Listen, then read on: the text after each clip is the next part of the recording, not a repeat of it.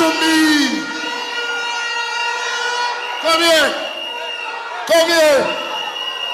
Everywhere we go at Kingston, people ask me, what is happening in Southwestern Center? Because them see a little bamboo flame, I run up and down and I make some talk. Now Christopher French was the People's National Party caretaker of the Alexandria Division. He ran for the PNP in the last local government election representing Alexandria. And now we have him here. So if you have any doubt what is happening in Southwestern Center, look at Christopher French. Them can't run, them can't hide, them know what the Labour right, I go mash them up, yeah, Labour right, why mash them up? The speaker, the chairman of the day, has said, French, they will give you 1 minute for talk, and I want you to make the best use of it, because today is a special day. It's many times Warren said to you, say, fall in line.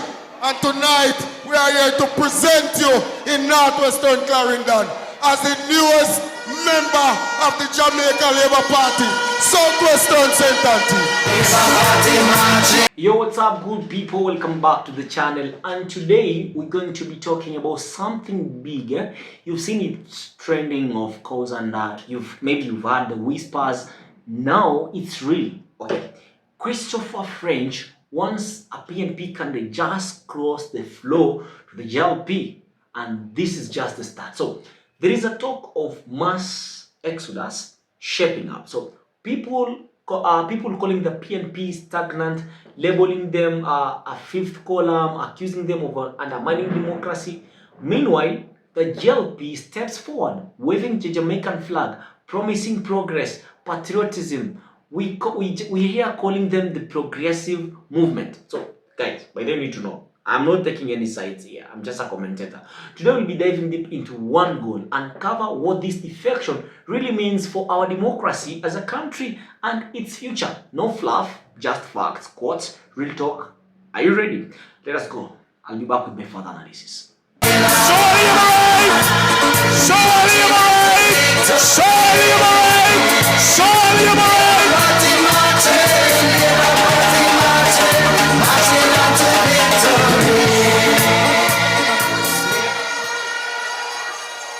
Labor rights. I are so nice. I are so in there. And I right part with it. Let me greet everyone. Greetings. One. I have come to have so much respect for Mr. Main. So much respect for Mr. Main. When I made up my mind, it wasn't no hard thing because the love was shared, love was there. This morning when I got up, I said to myself, there's a lot of vision. It is no time for the mission. The mission to continue in Southwest St. Ann. The mission to continue in Jamaica. Show a labor rights. We're there. We're there. It's a party marching on to victory. Welcome back to the channel. Right, I know you're asking yourself, what really happened? What really happened? So let us start with who, what, where, and why. So Christopher French was a PNP candidate for Southwest St. Elizabeth, but French made headlines. He officially joined the Jamaica Labour Party. Why? He said it was very simple, and I quote, "When I made up my mind, love was shared, vision and mission." That is Christopher French. He described the love and welcome he felt from the JLP, saying that his decision was easy once he saw alignment with their vision.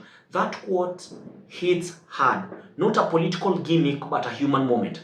It shows a growing pattern. Sources say many former PNP candidates and even some grassroots supporters are feeling disillusioned. They are saying the PNP go nowhere. They just stagnant. In contrast, they see the JLP as the only progressive movement left in Jamaica. These are not my words, they are the words of the supporters. I'm innocent. That's powerful shift, right? So not just one or two defections. It's a sense of momentum, and when French is now the poster child for that trend, of course. We have public perception. They're talking about the stagnation and the exodus. So when you talk about perception, because politics is not just about party doctrine. It's about how the public sees it. Right now, that view is changing fast. PNP's image, many now feel stuck. Observers say the party hasn't refreshed its platform since 2011.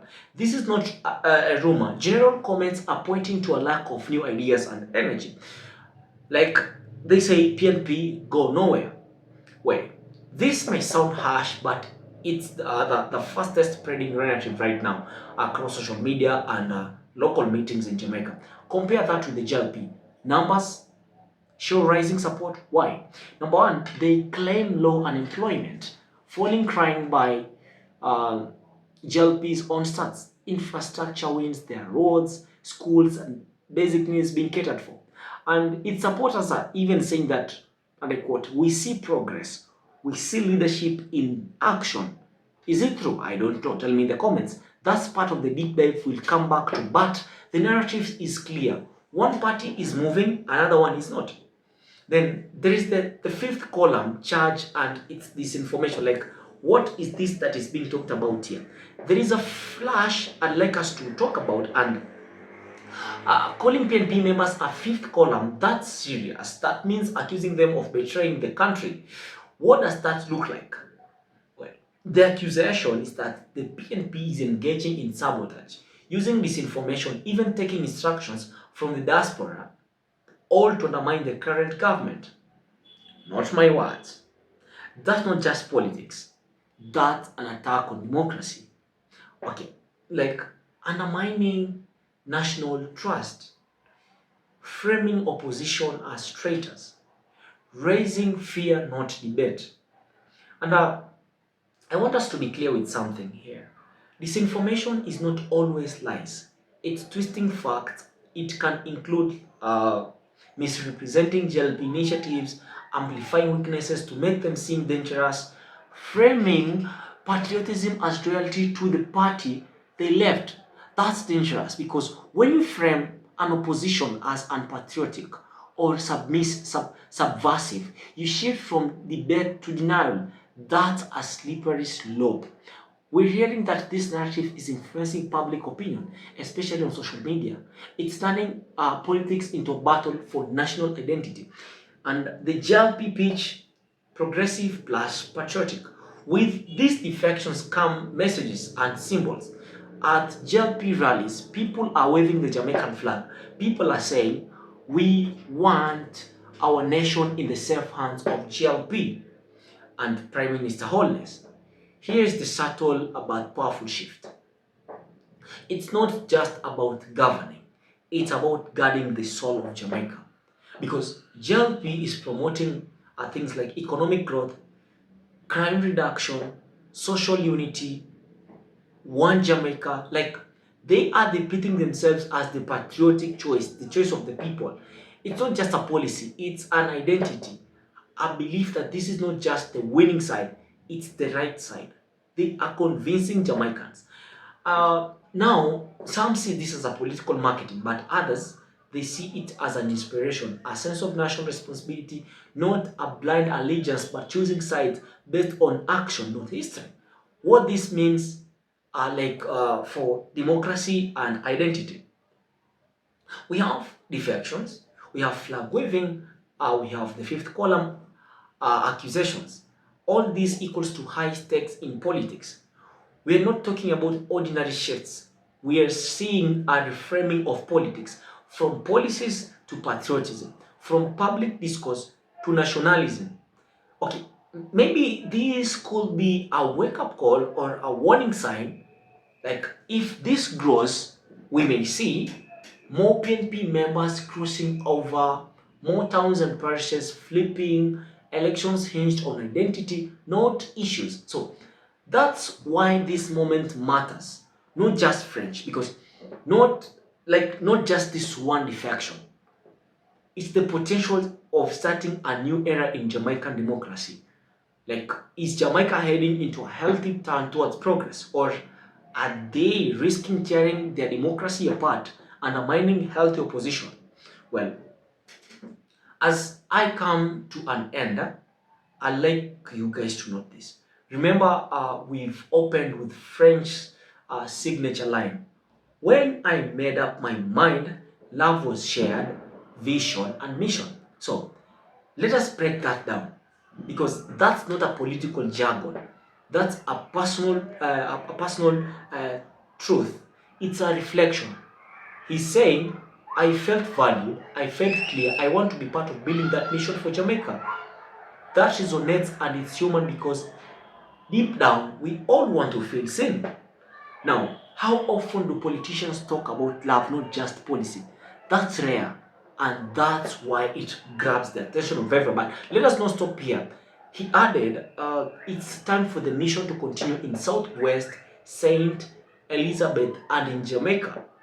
That phrasing mission feels bigger than French or geography. Like, it's bigger than himself. It's calling to something bigger, like a movement. So, is French truly inspired or strategically motivated?